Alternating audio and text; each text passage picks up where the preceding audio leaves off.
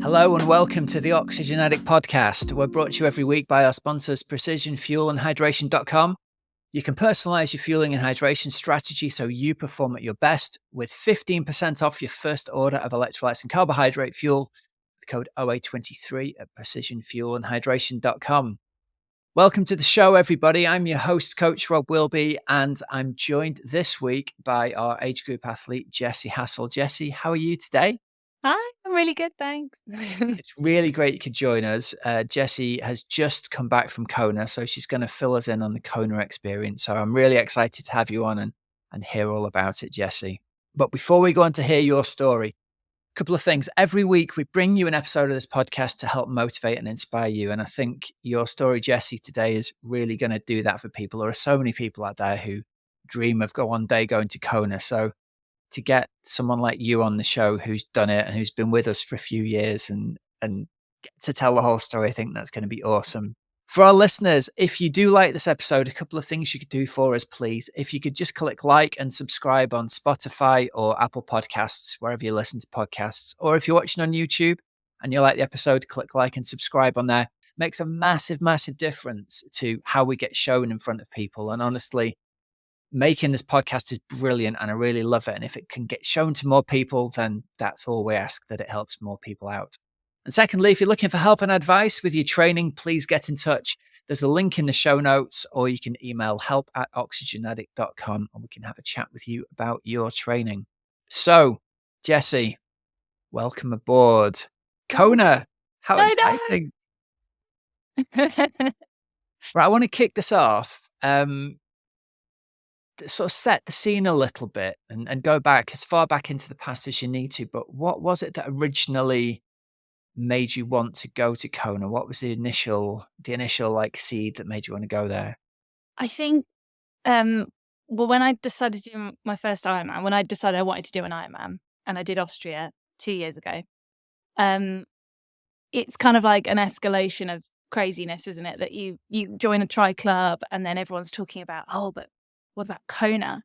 And then there's usually like one person who's been to Kona in a tri club, and you're like, oh my gosh, tell me everything. What was it? And then there's this kind of romantic idea. I remember the first time I really thought about Kona was I just signed up for Austria, I think, and I went. There was a storm, and my tri club had a video session inside a sports hall, and we all took our turbos and we set them up in the sports hall, and there was a storm outside, and we were watching this projection of a film. I can't remember what the film was, but it was all about the origin of Ironman and how, it was like a swimming club and a running club, and they like battled it out, and then they invented Ironman, and how it was in Hawaii. And I was like, this is insane. This is amazing. And then someone was like, that is Kona. That is the home of Ironman. That is like the thing to do. And I was like, so cool. Wouldn't it be cool if I could do that one day? It's a shame I can't, because I wouldn't ever get there. And when I looked into it and I found out that if you did 12 Ironmans, you could get a legacy slot. And immediately, as soon as I heard that, I was like, well, I'm doing it then. I knew that I was going to get that legacy slot because, I wanted it so bad. I wanted to go there. So it was all down to like watching a video while you were doing a turbo session in a sports hall. Yeah. Wow. What year was this? How far back was it? I You think remember? because I think it must have been really early 2019. So it was before COVID times. And it was the beginning of that year. We had a bad storm, I think in like January or something. Yeah. And then by that, and then I did my first time. I signed up for it that year, but obviously it didn't happen. So 5 years then from first finding out about Kona to actually putting yourself there. Wow, that's amazing. Like I remember seeing Kona for the first time. You won't remember this because I'm a lot older than you, but there used to be a Saturday morning TV show. It was on at about 8:00. So we'd always watch it eating our Cocoa Pops in the morning, me and my brother, before my parents got up. It was called Trans World Sport. And they used to do, all the traditional sports, but then have little sections on all the crazy sports around the world. And the way they filmed it was they started off explaining what Ironman Hawaii was, and then they filmed a bit of the swim, and then they went off to the football and the rugby, and then they came back and they had them going onto the bike, and then they went off and did some other stuff. And I remember thinking, Like, this is mental. These guys, like, it seemed like a long time just for the hour program. They swam for a bit, then biked for a bit, and then you were like, "My God, they've been on the bike for 5 hours or whatever, and now they're gonna run a marathon." It just seemed like this incredibly bonkers thing. But I totally get that idea of seeing something on a screen and going, "That what people do this? That's crazy." Oh, I wow. love a bit of craziness. Yeah. Yeah, man. So you qualified for Kona this year at Bolton, Yes. which was Yeah. early July, was it? Yeah. Yeah. July. I don't wanna give too much away here, but tell the listeners if they don't know a lot about Ironman UK at Bolton, what were Oh some of my the goodness. what were some of the challenges of that course and that particular day in I terms of think qualifying as well? I feel like I still have PTSD from that I from remember you that saying race. this when you It was came on so office hours. dramatic, the whole thing. Oh my goodness. I knew it was gonna be hard. I went into it knowing it was gonna be hard. I had absolutely no desire to do UK before I seriously considered I would go for Kona. And I thought I want to give myself the best chance I possibly can. And UK was the option to go for. So I was like, well, I just have to be brave, be a big girl, go and do it. And it was so hard. And I don't want to put anyone off, but it's okay because it doesn't exist anymore. So it doesn't matter. I could be That's right. completely honest. That's how hard it was. They stopped Yeah, doing it. it was. My heart was just crazy the whole day. I was scared the whole day. It was really scary. And the lead up to, maybe I wound myself up a bit worrying about it. The one thing that concerned me the most was the potholes and the quality of the road surface, because that's something that I can't I can't control that. And so I went to visit the course. I don't usually do a course recce because I usually race abroad or somewhere I can't get to. But this time I was like, I really need to go and see what everyone talks about, how bad it is. And I did one loop and I was so freaked out by it. I thought, oh my goodness, I've kind of like erased some of the demons mentally, I guess, but it was so challenging and technical. The descents go into really sharp corners, going uphill all of a sudden. And my descending is not great at the best of times. I'm just a very anxious person. So I'm, braking all the time and trying not to get hit by a car or something. And it was tough in that way. But when I actually got to the race, there were so many added factors that made it even more stressful. There was insane amount of wind that totally affected it in a way I had not anticipated. I mean, I don't like windy races at the best of time, but I've been lucky so far. This was on another level of crazy. The swim was in a lake, but I would have believed it was in the sea. It was Yeah, so yeah. choppy. I was being swept up and slapped down on the water. I felt sick, like I was sea swimming. And I do a lot of sea swimming, so it's fine. Like I'm used to it. But this was crazy, crazy. And yeah, the wind on the bike was terrifying. I actually screamed out loud several times.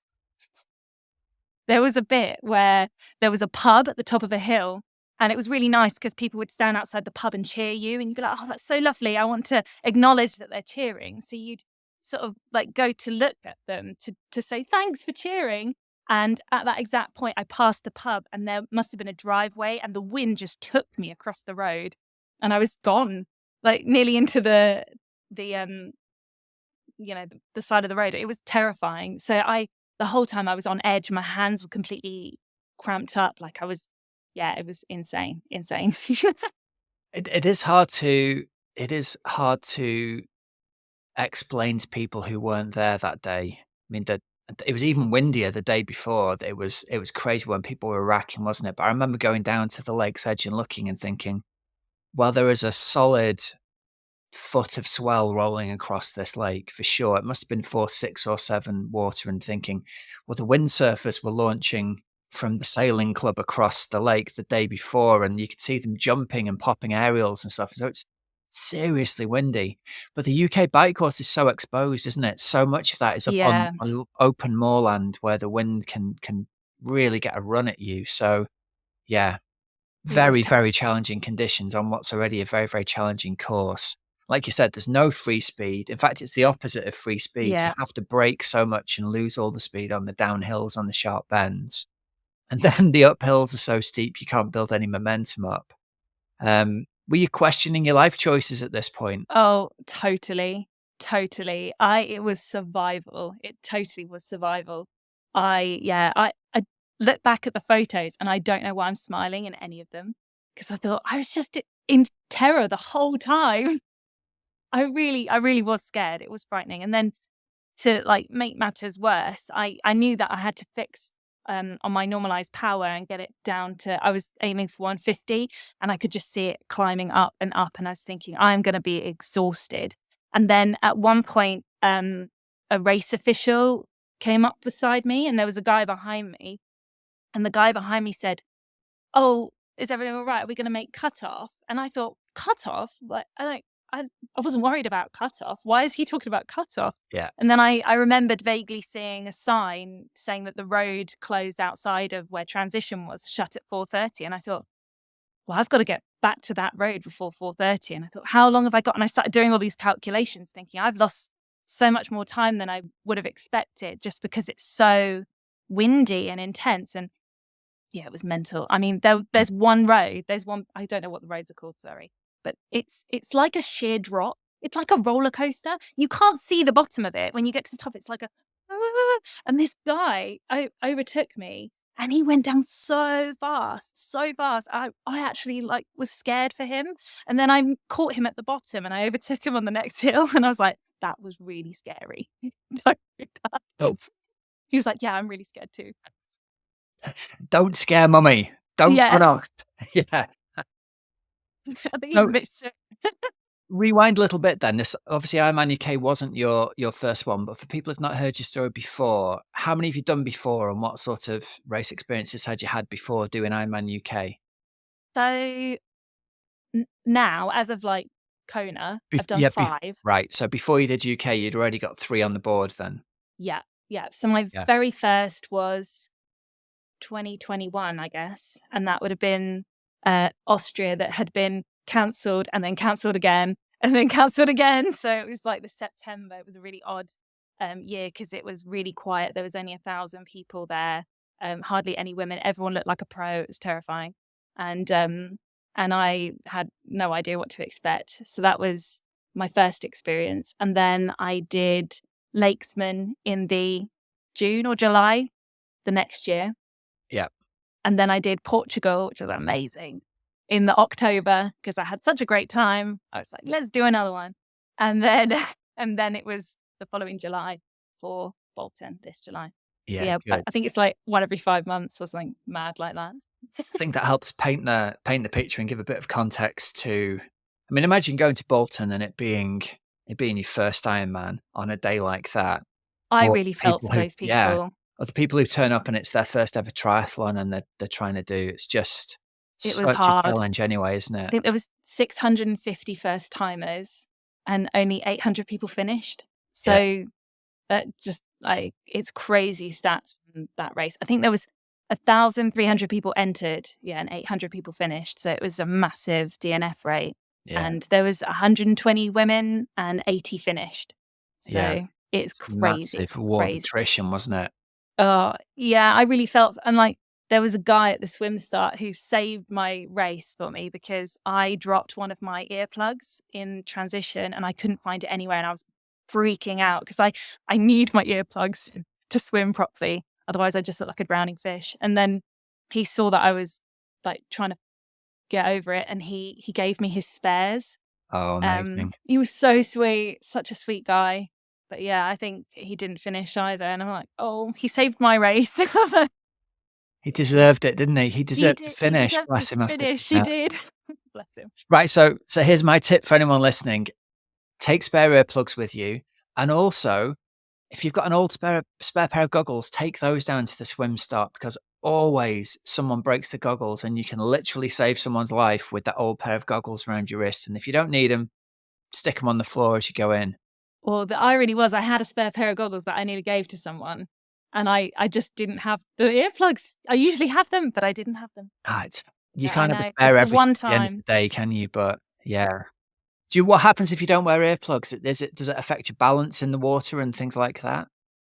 It would ruin my day, absolutely. Mm, I, like, literally have to plug everything. I have right, earplugs, I have a nose plug, I have massive goggles, so I look like a really strange woman, but they work because as soon as I get a bit of water, my stroke isn't very good because I'm compensating. I'm not rotating because I'm too worried about getting water right. in my ears, so I'll Yeah, just think about it the whole time. And also, if the water's a bit cold, although Bolton wasn't really an issue, but if the water's a bit cold, it can absolutely transform. If you're doing cold water swimming, if you've got earplugs in, it changes your life, yeah. honestly.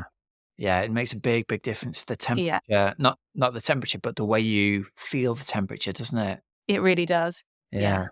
Okay, good. So, well, massive thanks to that guy then who saved your race with a spare pair of I earplugs. I'm sorry know. that you didn't get to finish, mate. Do you know his name? I think his name's Stephen Dart, and he's from Portsmouth Tri Club, so if anyone knows him, please tell Yeah. him, thank you so much." Big pat on the back to Stephen. Stephen, if you're listening, send us an email. I'll send you a hat for saving Oh, Jessie's race. Right. So the big question then is, obviously you did make it to the bike cutoff, but how close was it when you actually got into transition? How close to the cutoff were you? I actually don't think it was as close as I thought as it felt, Right. because when I was on the run, I could see bikes coming in still, and I think I have a feeling that I knew I had an hour and I had 17K left to do. I probably had over an hour and I had 17K to do, so it was fine. I Yeah. made it with like 45 minutes to spare, I think. So it was okay. That's the thing though, the stress of the cutoff gets you in the middle of the bike leg. It's when you know that you're gonna be okay, it kinda goes away, but there's a few Oh, yeah. hours in the middle there where that can be really, and I know I've spoken to people, especially first timers, who that's on their mind the whole time in training. It's on their mind all the way through the swim, all the way through the bike. It's just a constant worry, isn't it? It's horrible, and especially with Bolton because it's 3 laps and you know you're gonna get slower every round. So you're like, "Oh, oh no, it's gonna take me even longer this time. It's gonna take me even longer. Am I gonna make it?" And it's yeah, that is just an Yeah. added stress that we Yeah. didn't like. And then the run?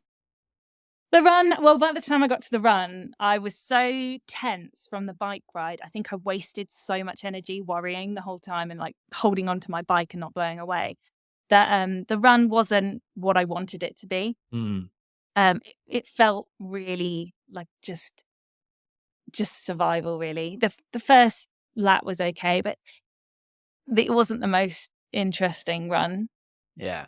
but it was fine. Yeah. I felt very nauseous, actually. I do remember I felt sick, and then you, told me why, and I didn't even realize why until later, but I felt like I needed electrolytes, and I took a Gatorade, and I shouldn't have done that. And my normal strategy is just to have Coke at every aid station, and I had salt tablets with me, and I do not know why I decided to pick up that Gatorade, but I did, and I drank it, and then I felt sick the whole time, and I couldn't have any Coke at all because I thought I was gonna be sick. So Mm. I completely underfueled on that Yeah. entirely. Well, you did really well, I think, to get yourself to the finish line. It's a war of attrition at the best of times, but when you feel unwell, I think a lot of people at Bolton that day felt really sick on the run, and whether that's down to something that was in the water on the day.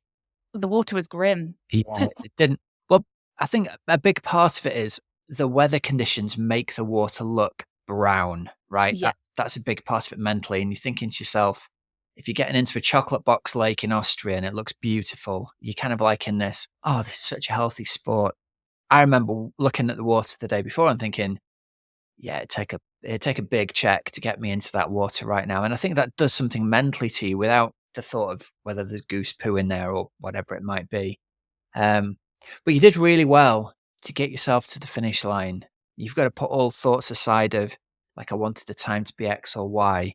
It's a big thing for a lot of athletes. Like, we put Mm. these targets on our race of what we want to do and what we should be able to do. And the reality is, getting to the finish line is the win. Anything else is a massive bonus. And it's not like walking isn't failure. It's It's getting to the finish line is success, and everything else, yeah, Yeah. everything else is hard. I think having done 5 now and realizing how different each race is, like, and you all have your strengths and weaknesses, like mine is descending, apparently. And, you can really see from my times, like, the races that I do well in are the ones that make me really happy. Right. And that's a massive deal for me. So, yeah, it's Yeah. Bolton, definitely. Or didn't make me happy. Do you know, I think that's such an important point, though. So many people don't realize that I think there are a small number of people who go well when they're angry and they go well when they're pissed off. And that kind of course works for them because I've heard people say, I know if I'm suffering, other people are suffering more. And like, I respect people who have this attitude and can get through it. I'm just like you. If the sun's out and the sky's blue and I'm having a good time, everything's rosy. If I'm really in physical pain in the event already and it's raining and I'm scared and I've had a puncture, I think it's so Yeah. much harder to do well, isn't it? Yeah, definitely. Yeah. I mean, you try and see the funny side, but Yeah. You I chose this. tried. The thing is, Like, you why is chose there a to. sailing club at the top of a hill? I'll never understand that, you know? Oh dear. So you entered it obviously with the aim of I want to go to Kona. The Yeah. Women for Tri initiative has got some extra Kona slots here. This is a really tactical advantage and opportunity. And again, I think for women in the UK, that was an amazing opportunity because so many people see traveling the channel as a barrier for whatever reason. They'll look at mainland Europe, but they won't travel to the UK for it. So I think that was a massive, massive opportunity. You're really smart for having taken it on. You're really brave for having taken it on because it's blooming difficult as well as a big challenge anyway. At what point did you realize you were gonna get the slot, that you had the slot in the bag, or was it not a case of that? I don't think it was I don't think I thought I had it necessarily in the bag because there were a lot of people in my age group who finished, and because of the slots roll down from oldest down to youngest, don't they? So when I got to the ceremony, I really hoped that I'd get the slot, but I kind of knew from when we got to the 40 to 45 category, I was like, okay, I think I might have a slot. Yeah, So that was exciting. Yeah. And then I ran up that stage so hard. I was like, yes, I'm going to sprint. that's amazing.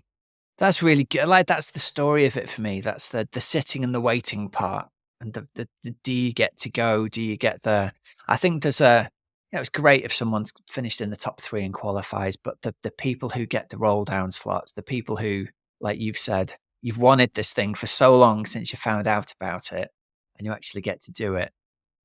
When did it feel real to you? Oh, I don't know. I guess when I Because there's had the one thing like ticket, to go on the stage and get it, but I think actually the moment that was like, oh my gosh, I didn't realize how bad I wanted it was at the ceremony for the award for the slot roll down. They played a video of Kona and like had the traditional Hawaiian like singing and dancing, and like they showed the course and the people racing, and like I definitely got like really emotional because I thought I didn't realize how bad I wanted this, but I want it so bad. And then, yeah, like that bit really excited me. And then to finally have the ticket, I was like shaking, going, because I got a boarding pass to go. And it was like, oh my gosh. is that what it looks like? They give you a is it like a boarding Yeah, I've pass? got it. Oh, To show you. amazing. But yeah, it's like a little fake boarding pass with like ticket to Kona. Oh, that's amazing. And they give you a lei. So I've got my lei. Go on, put that on for us. Yeah, you get to wear that for the rest of the come on, you qualified. You've been, you get to wear it. That's ace. So mid-July then is Kona. You've got what, 2 months maybe not even that before Kona. Yeah. It was early Yes. October, wasn't it? Yeah, it's almost is it almost 3 months?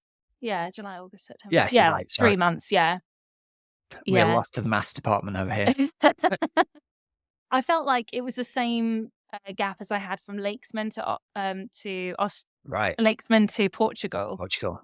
So I was confident that that wouldn't be an issue, and actually it's probably easier than having a bit I had like a week or 2 downtime, and then I was, like, straight back on it.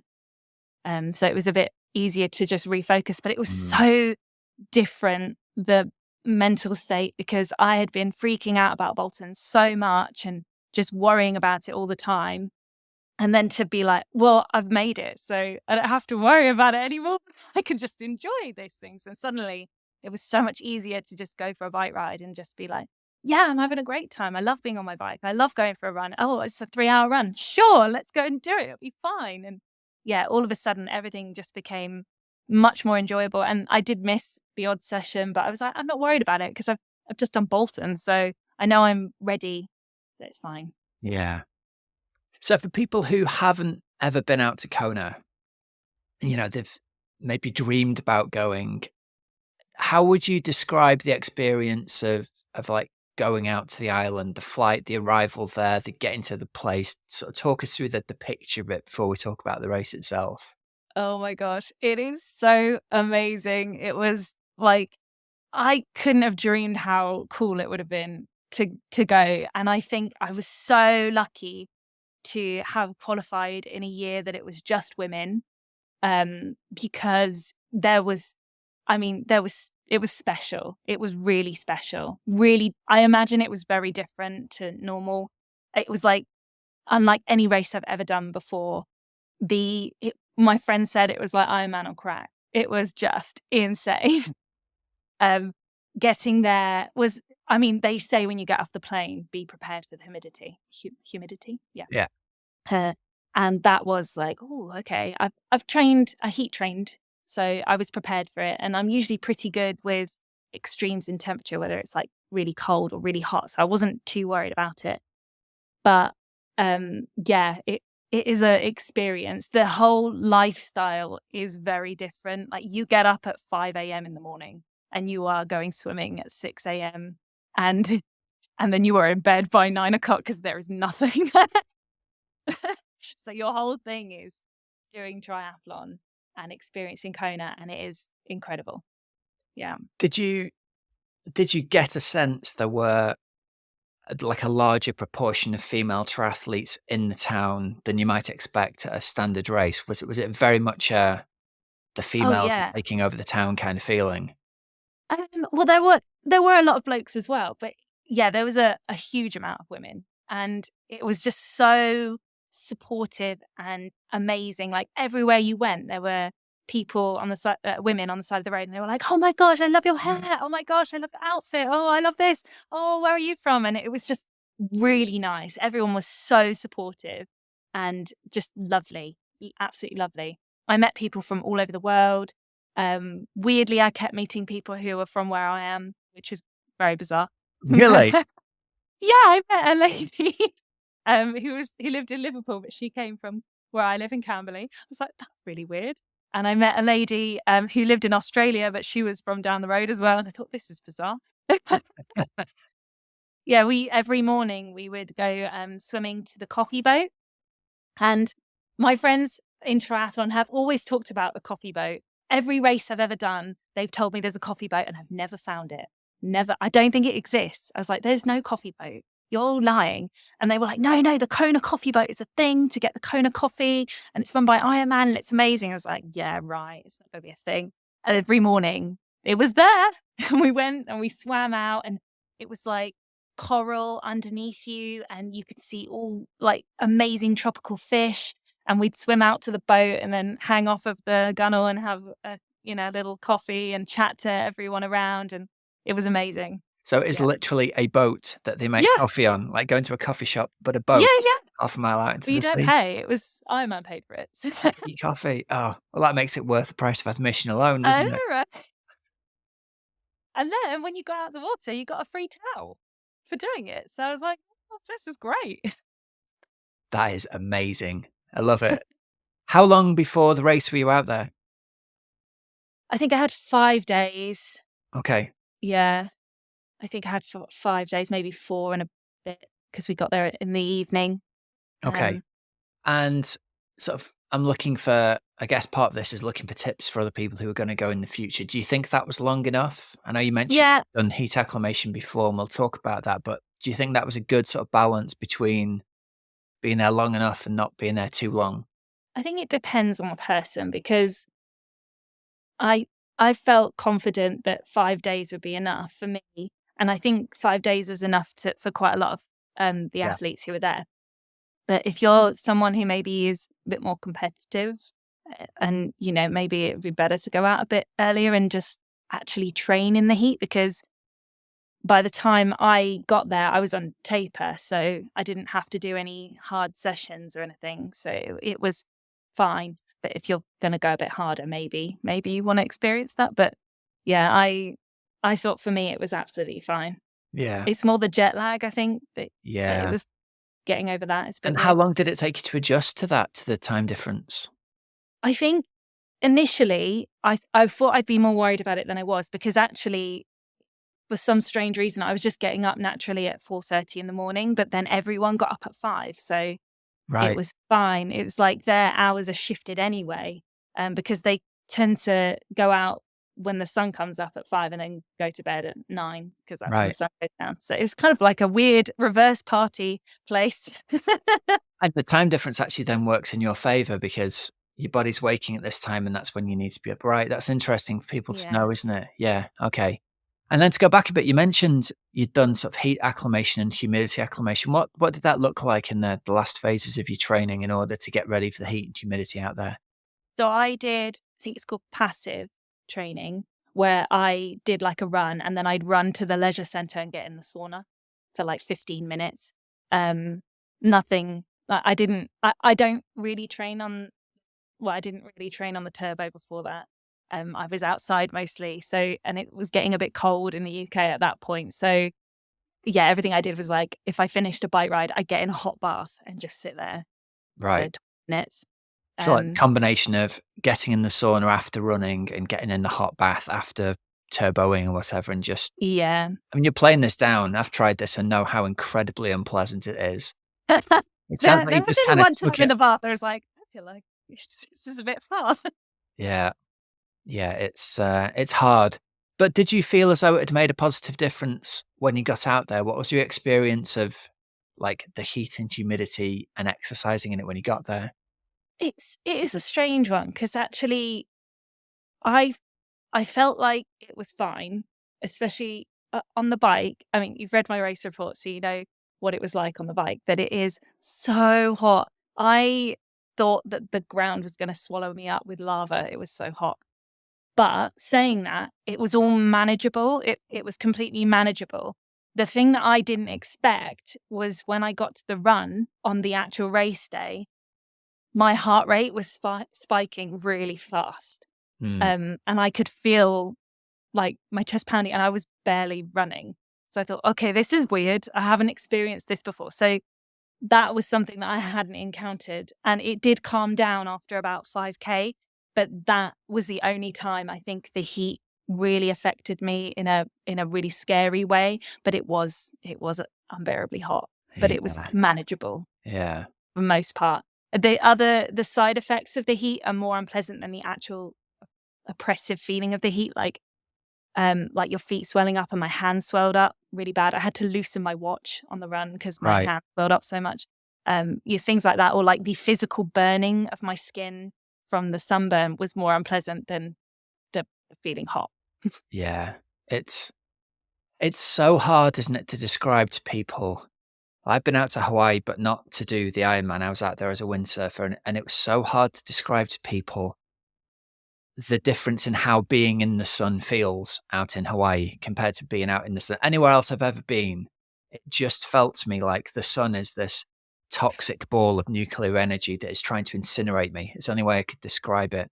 I've never been anywhere else where I would have long sleeves on all the time, and I wished I had like long lycra trousers on under my board shorts at the same time. It just felt humid. Oppressive. Yeah, definitely. Yeah. And so trying to just survive in that. And it's kind of heavy when you breathe in, like it's Yeah, heavy in your chest, like yeah, especially weirdly when the sun goes down in the evening, then the humidity gets crazy. yeah, you're right, that word "heavy" really describes Mm. how the air feels different somehow. It doesn't feel wet, it's not like you feel wet, but it feels yeah, there's something different about it. No. It's a ridiculous place to hold an Ironman when you think It really is. anywhere. It's the weirdest course ever. Yeah. Right, let's talk about race day then. So you've done your swims in the run up to the event. Race day comes around. Talk us through the whole thing right from the start, right from waking up.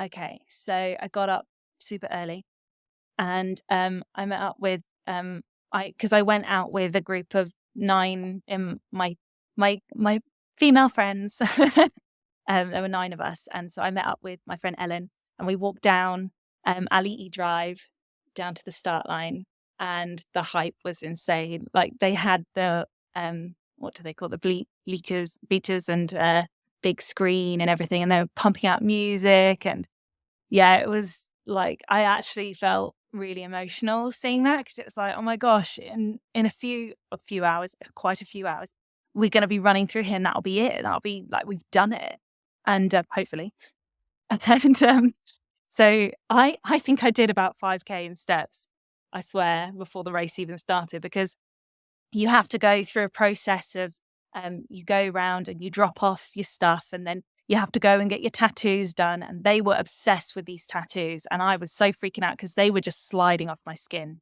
They did not want to stick. So I went round 3 times Oh, to get my wow. tattoos put back on. And every time I came back, because I had the pink hair, they recognized me and they were like, "Oh, it's you again." I'm like, "Yeah, just give me a Sharpie." Honestly, that was a bit traumatic because I thought I would be disqualified if I didn't have tattoos, because they've got very different rules in America. Like you don't have to wear your bib in America on the bike, and Yeah. that blew my mind. And then the tattoos were a whole thing, and I thought, oh my gosh, I don't want to get told off. I need to do it properly.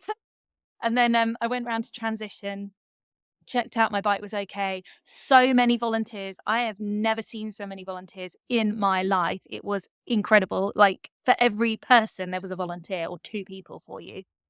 So I had help finding a track pump to pump my tires up, sorted them all out in like seconds. So I didn't have to worry about that at all. And then I was like, well, I guess I'll just hang out here and eat something. So we were just sitting on the floor, chilling.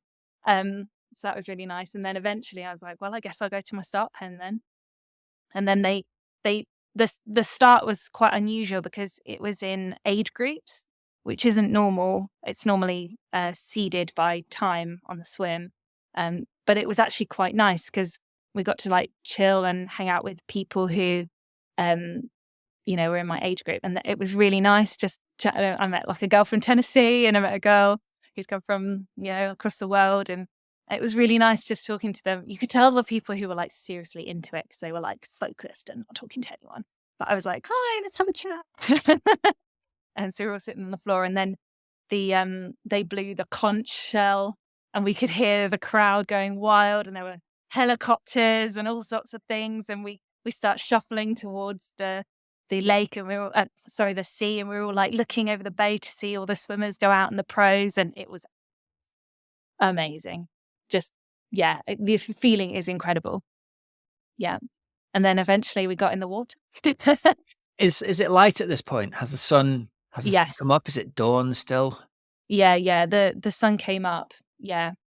I can't remember at what point the sun came up because there were so many like lights because of Right. we were by the finish line, so we were going through the finish to start the race. So it was yeah. Yeah, and how was the swim for you? The swim was good. I mean, I was a little worried about the swim because my swim times I felt like had been going down, and Bolton was really not. It didn't change that much in my variation of swims that I've done on Ironman, but Bolton was definitely a slower side for Yeah. me. This, I was not expecting anything great, and especially I didn't have a wetsuit because it was so hot. We had swim skins instead. And and I tried it with a swim skin, and I was like, I can never tell what my to race day pace is going to be because it feels like there's just a switch on the day, and you're like, oh yeah, this is a race now, and I can do my thing, and it works. So it was a good race actually because normally I'm worried about being hit or punched or dunked, but actually it was very civilized, I have to say. Like I didn't get hit that much at all. Like the ladies weren't that frenzied. It was Oh, good. that's interesting. I drafted next to a lady for a while, And then I felt a bit weird that we were next to each other for so long. So I was like, I'm just going to leave. I'm just going to go over here because it got a bit weird. And did you get to take in, the fish and the turtles and things as you were swimming in the event? Or was it more about being in the race head? So I was a bit disappointed because all the fish went away and there was no Nemo to find. There was no Dory. There was nothing. So I was like, oh, maybe I'll see a shark or a turtle. That would be really cool. Didn't see anything. And then the course is really simple. It's just a rectangle. When you get to the end, there's a big boat. And then the most exciting thing is that really, really far beneath you, there are loads of like divers. And that's really exciting because you're like, hey, hi divers. And there was a guy free diving and he was so low. And I thought, oh my gosh, how is he not dying? That's amazing. Wow. Yeah. All very distracting when you're trying to put a decent swim together. Yeah. Well, I was thinking, why are they watching us now? Do they think there's sharks nearby or do they think we're cheating or? Oh, I bet they were taking photos of you or something. Probably. There Maybe is a the scuba diving filming, photo yeah. guy. Yeah. So it sounds like it was a pretty cool experience. It was cool, but it was very painful because I could feel my neck was completely red raw from the salt. Oh, really? Yeah, it Like it was. started already, had it? It was so bad. I usually have like sensitive peach skin, but this was insane. It was just raw, absolutely raw all the way What do you around. think was the difference on that day?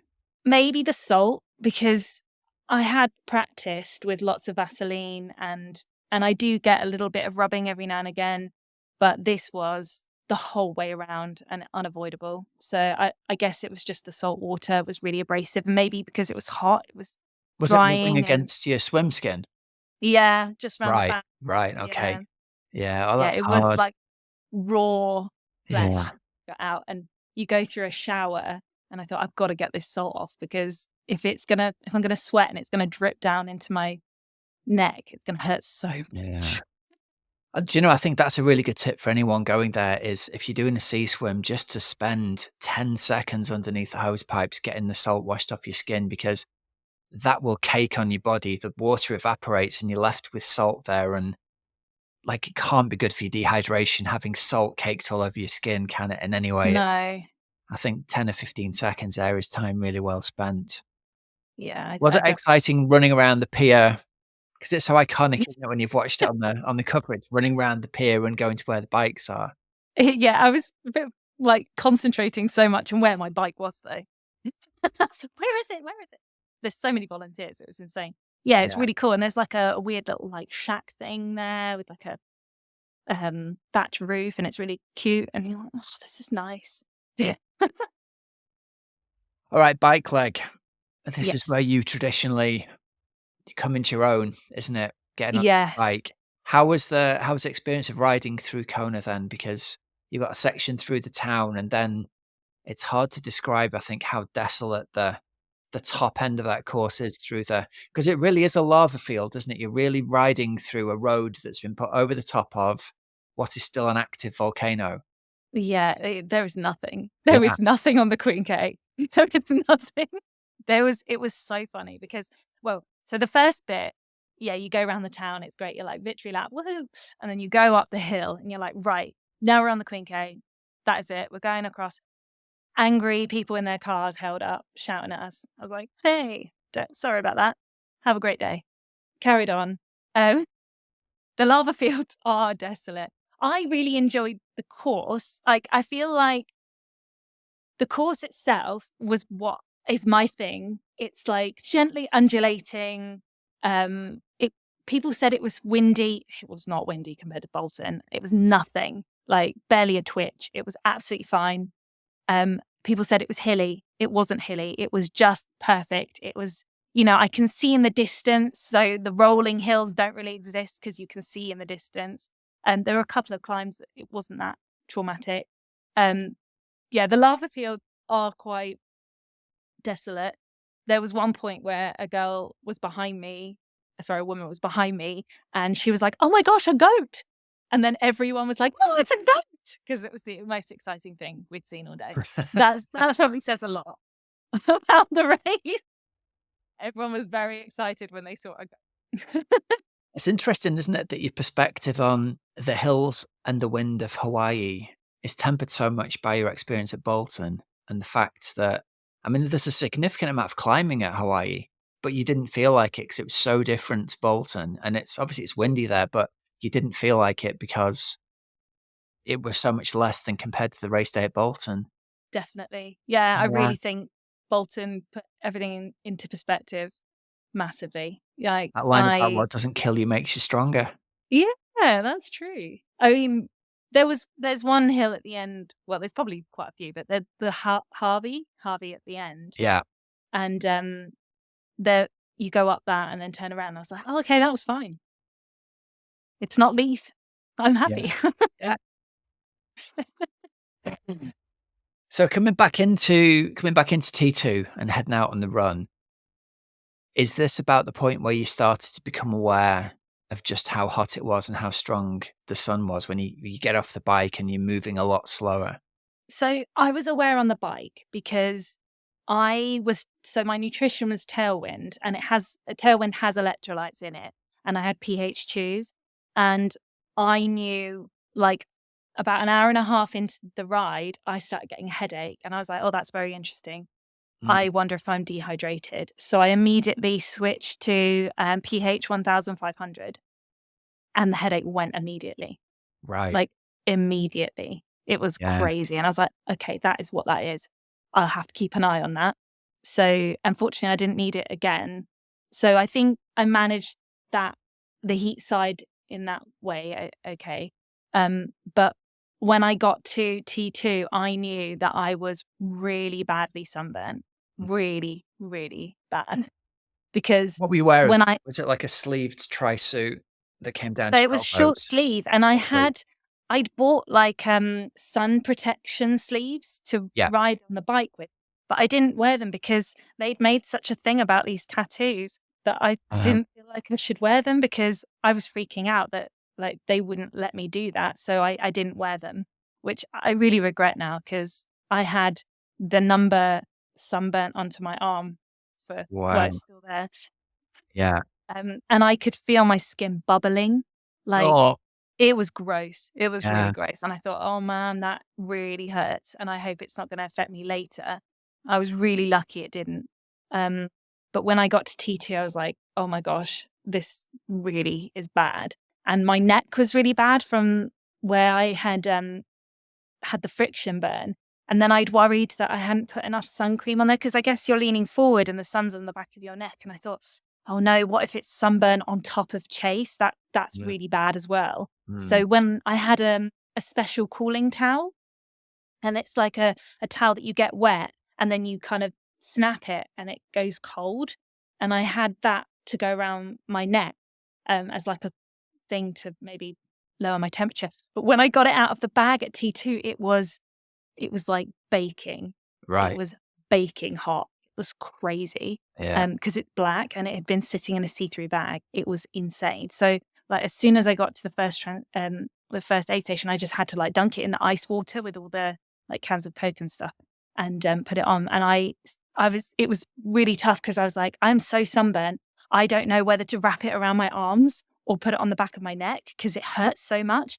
But I thought, I'll just keep it on the back of my neck because I can't bear to put sun cream on that. And so I felt like if the towel was on there, at least it would give me some protection on the back of my neck. Yeah. Um, Yeah. but yeah, that was pretty intense. And then, yeah, as soon as I set off, weirdly, there were no like, when you go over from T2 into the run, there's like a mat that Mm. tells you, oh, you're now on the run. There was none of that. So I had no idea if I was on the run or not. So I was a good, like, half a kilometer in before I was like, oh, my watch, maybe I should start it on the run. So that was a bit weird. Did you ever get to the bottom of whether they would have let you wear, like, the arm sleeves? Because that's the I think thing. they would have let me because Yeah. there was a lady I spoke to and she had sleeves on her tri-suit and she was like, oh, I didn't bother putting the tattoos on. And I was like, So that might be something for other people who are considering going. Because I'm thinking, like, for anyone who even mildly suffers in the sun, having white arm sleeves on, even if you sacrifice a pair and you magic marker your number on yeah, the arm sleeves, anything that keeps that direct sunlight off Yeah. you is a real I benefit. wish I had. I Yeah, really wish I had, because yeah, it was crazy painful. yeah, yeah, and even one of those little hats that's got like a Mm, dangly bit on the back that hangs down and covers your neck up would be gold for the run, wouldn't it? They don't look amazing, but exactly. makes it No. different. Well, the in Kona, especially, they're like really funny about the sun cream, which I hadn't really realized before I'd gone. You have to have a specific kind of sun cream to protect the coral, Right, and all of the sun cream I had from home wasn't allowed. And so when I put it on, when I went into transition T1, and I was like, I need sun cream, and this lovely volunteer covered me, and it just slid off. right. It's not very absorbent. Yeah, It's literally a barrier. I think it's a mineral one. So yeah, I'd recommend anyone going to Kona as well, investigate what sun creams are available and practice with the right sun cream, because that will make a difference. yeah, yeah, okay. Right, so you talked a little bit about the run already, about the funny high heart rate thing. What was your experience like on the run? How did you feel getting off the bike apart from I think the worry of being very sunburnt is quite disturbing, isn't it? But what kind of mental state were you in at that point, Jess? I felt good because I knew, like, I just had to survive the run now, because the bike was well within cutoff, and I just a lot of people talk about the run and how crazy it is. Like, I met a lady on a sportive I did a few weeks before, and she'd been to Kona. She told me how her shoes melted to the floor when she stopped at an aid station. I thought, what? Your shoes melted? That's not normal. So Yeah, I was a bit scared, but you just got to get through it. And the first bit's great because you're going through the town. I saw my friends from Stop the Pedal passing me, and I waved to them. That was really good. And there was some really sweet local people cheering, and it was lovely. And then you get to, what is it, like 10K? And you go yeah, up that hill onto the Queen K, and it is a different race entirely. yeah, It's so lonely. It is crazy, crazy. It's really hard to describe because you're just basically running on a motorway, and that is it. And there's no one other than the people around you, which actually there were quite a few people, but you know what I mean? Like, yeah. it was Is it different. basically just a 10-mile straight shot out to the energy lab, turn around and come back again, and Yeah. virtually no one out there the whole time? Yeah, it was. And it is undulating. It's Mm, not flat. Like, it feels on the bike flat, because I guess you're going faster, but when you're running it is a lot more hilly than you think. And there's no supporters unless they're at the aid stations. No one's allowed out there, so yeah. it's pretty dire. But it was going out there. It was hot, but then when I got to the energy lab, the sun went down. Oh, So okay. as I arrived, it said, like, "Welcome to you've arrived at the energy lab." I was like, "Oh, that's cool." And you go down a hill. The energy lab, if no one knows what it is just, I think it's just a car park. It's the car park, right? I think they do all kinds of, like, solar, or certainly back in the day, it was like a solar energy production plant. Oh, Like, okay. whether Yeah, it 'cause still is or not, I don't know, but I that's feel like it's 100% their some fault. kind of, like, botanical garden now or Yeah, something. yeah, It's okay. it's literally the car park for the botanical gardens or something, Right. because you You run you come up the down. road, down the hill, turn Yeah. around and come back up again. But it was quite cool because when I got there, it was like, "Welcome." And then I turned the corner, and there were people running towards me because it's out and back. And I was going down the hill, and as I was going down the hill, I was facing the sea, Yeah. and the sun was setting right in front of me. Oh, This, like, amazing. massive orb of gold, and it was crazy beautiful. So I wasn't thinking about anything. And up to that point, I'd been, like, roughly doing 9-1 because I needed more walk breaks on the hills and stuff. So I was taking it pretty casually. And then I felt like, oh, it's all downhill. I'm just going to run it. So I was like, oh, yeah, I'm just going to take this opportunity whilst I'm really happy to keep going. And yeah, the sunset was I can't describe how beautiful it was. It was Oh, I amazing. I was like, bet. yeah, this is What a amazing. perfect And then I place got to to the see bottom of the it. hill and the sun was gone. I was like, oh, it's kind of painful again. It was a long, dark run back again. Yeah. Well, there Yeah. was, they had, like, the Red Bull area down there at the very bottom, and the sun went down, and then it was like a weird rave, and they had these really young teenagers like dancing with cans of Red Bull, and yeah, it's okay. And there's like a DJ deck, really into it. I thought, Yeah. oh, bless them. That's nice, but everyone is so focused on getting the what's it called, the special needs bags. Do you remember me warning you we were going to get a visit from Ruby? I Come here and say hello to everyone. Come here. And you start shouting in the middle of the interview. know. Here she is. Look, say hello.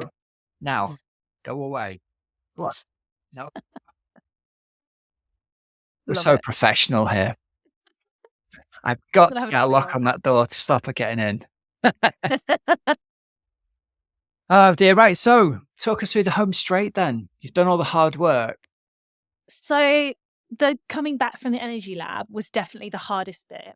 Yeah. Because the sun once the sun goes down, it is pitch black. You can't see anything. I'd been warned about it, and I took a head torch with me, and Mm. I didn't get it out at all because I thought it was more exciting running in the dark and not knowing if I was going to trip over something than it was to be able to see where I was going. So that was more fun. So I was relying on the person in front of me's torch, which was like, oh, I'm going to catch up to them so I can see the ground. And I only like ran into a tree or something once, so it was fine. But yeah, it was good. That's a little bit of excitement that I created to relieve the monotony. Love it. I love it. And the We finish had line little like experience, how was that for you? it was good. It was good. I didn't get it out, so I was happy. I had like a strategy where I had like handfuls of ice, and I put my ice in one pocket and the head torch was in the other pocket, and then ice down the front, ice down the back, everywhere ice. And my shoes were sloshing, so I could Yeah. hear myself coming in the dark. It was great. Oh, something you'll love this. So I said that I forgot my earplugs, my spare earplugs Yeah. at Bolton. I ran the entire of Kona with spare earplugs in my bra. And a spare nose plug because I really wanted to make sure I had them. So I put them in my bra as well as wearing a set. And then when I got to the run, I just forgot that they were in there. So yeah, they were all just like in there with the ice and everything. I thought you were going to say you did the whole of Ironman Hawaii with your earplugs still in. So I did do the bit of the bike with the earplugs in. And then I was like, sounds really weird. What's that? Oh, my earplugs, it's fine. oh, crikey, Jess. So you did it then. You did Ironman Hawaii. So 5 years in the making from first finding out about this amazing event to crossing the finish line. I'm interested in people's reaction to you when you got back, the people who were at the Tri Club who would have been around when you first went down as a total newbie. How's people's reactions to you been? It's been amazing. Like everyone's so lovely. Like all my work colleagues, they made me a cake before I went, and it was always the big hype of because I knew that's what I wanted to do since ages. And everyone in the club, all my friends, like especially my friends at the lake and my friends Sue and Sasha and Max, they are just so lovely. Like they gave me all cards and it's incredible. I've loved it. And then my lake that I go to, there's a group of us who are all cold water swimmers, and they made me a special T-shirt. So I'm now an iron frosty beaver, which is very sweet. Wait a minute. Your cold water, open water swimmers are called the Frosty Frosty Beavers. beavers. That's quite something. Yeah, I've got the T-shirt on. Wait, you have to excuse me. There we go. There you go. A little. Oh, there we go. Iron Beaver. That's It's amazing. me. Oh, my partner met some ladies who were part of a cold water, open water swimming group the other day that were called the Blue Tits. So Oh yeah, the blue tits. maybe They're you've well heard of known. them.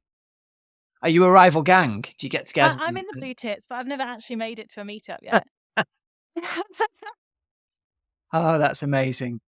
All right, listen, to wrap this up, Jess, what advice would you give to anyone out there who's in the same position you were a few years ago, dreaming about qualifying for Kona?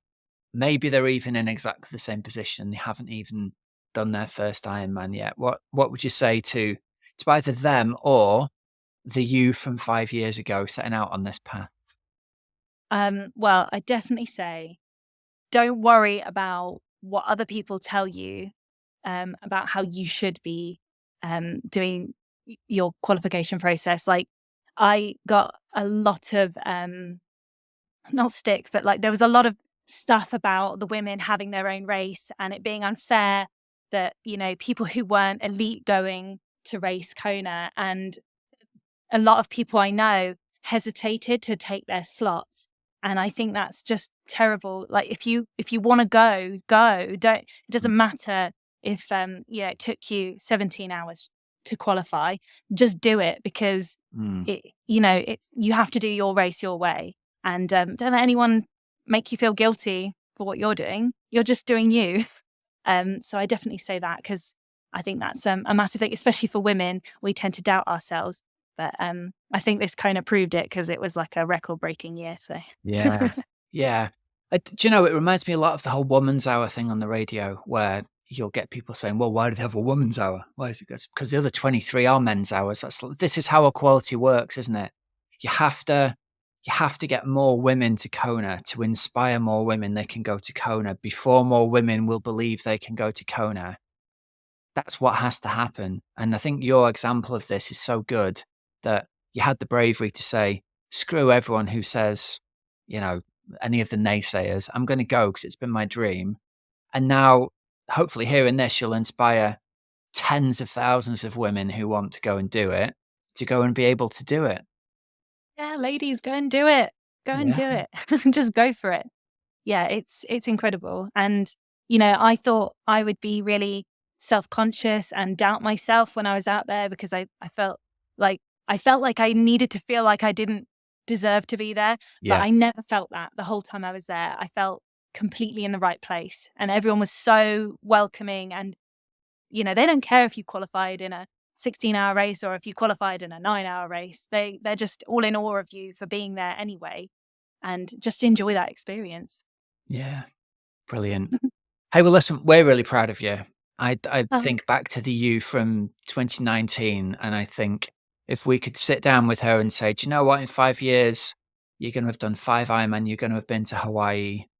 Yeah, I think that person from 5 years ago would be pretty chuffed at that, Jess. I think she would. Yeah. I think she'd be freaking out.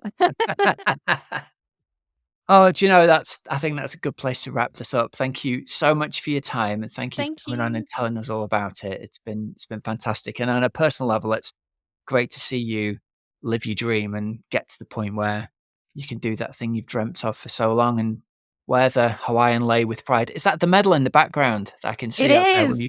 you bring it over and show it to people in front of the camera? It's so hefty. Yeah, that's amazing. My dodgy nails are still on.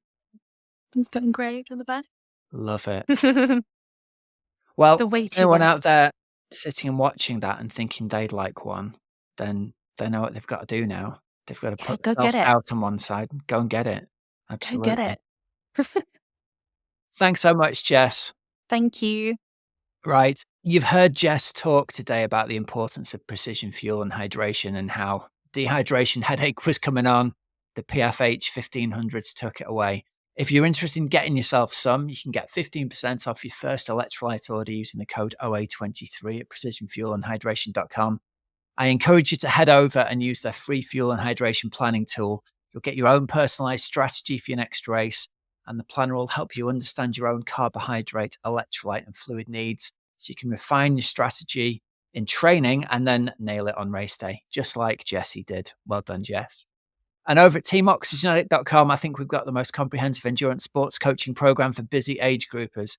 If you're thinking about getting some coaching, don't hesitate. Book a call with us and come and have a chat, and we can see how we can help you have your next season be the best one you can possibly have in triathlon.